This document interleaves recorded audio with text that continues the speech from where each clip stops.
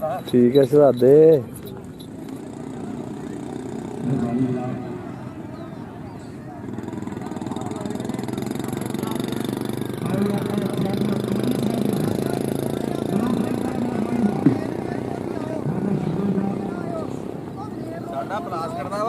भाई पहला थोड़े वाले दी बनाई है।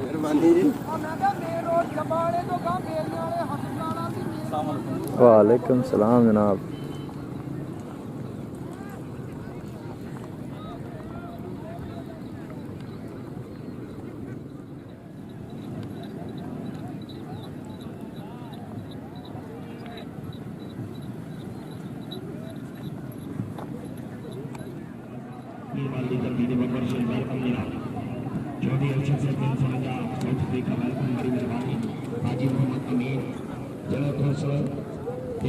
वेलकम जनाब हाजी फरूक साहब से बड़ी मेहरबानी ईरानी फलो बादल से भी इंतहाई शुक्रिया।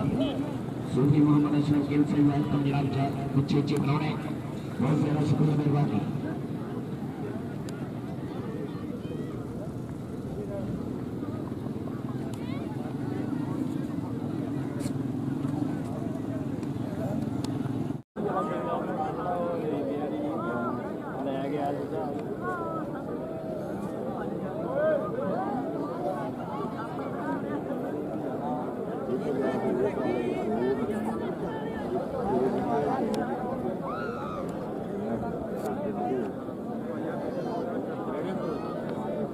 भाई साहब सीधे हो जाओ।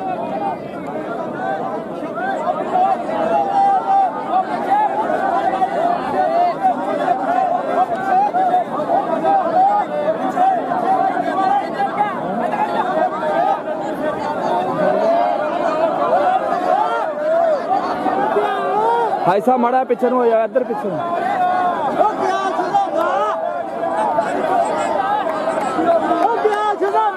उस्ताद हेलो पीछे रोके यार।